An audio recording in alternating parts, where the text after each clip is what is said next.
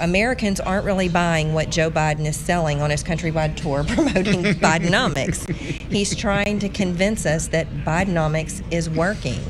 But according to a survey that was done by Suffolk University, Sawyer Business School, and USA Today, in a poll, nearly 70% of Americans say that the economy is getting worse. I wonder what the other 30% are thinking. Like, are they living under a rock or I don't something? know. They're thinking about baseball or something. Right. I don't know. That's right. 84% of Americans say that their cost of living is rising, and nearly half of Americans, about 49%, blamed food and groceries prices as the main driver of that inflation.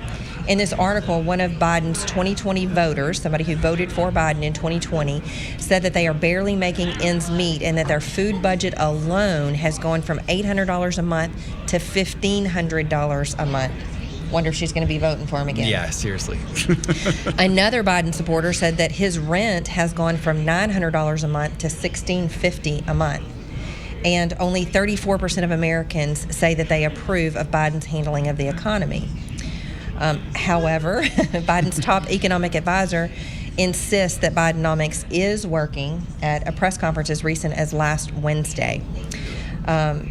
Bernstein defends Bidenomics because of the policies of capping insulin prices, lowering prescription drug prices, and providing tax incentives to create manufacturing jobs. Well, I can tell you that very little of that is happening right now. So any effects that we're seeing in the economy, any positive effects that we're seeing in the economy, is not from Bidenomics.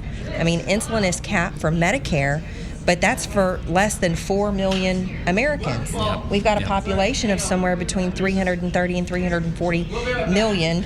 I guess probably not counting the illegals. Yeah. But, Right. but less than 2% of the population is actually benefiting from this cap on insulin. Reducing drug prices. That hasn't happened yet. They just announced a few days ago that negotiations are just about to start.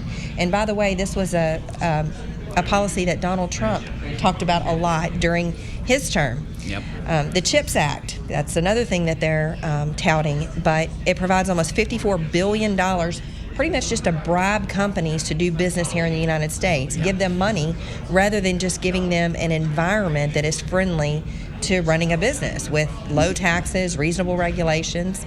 Very few companies have even started building the plants here that they're being paid to build.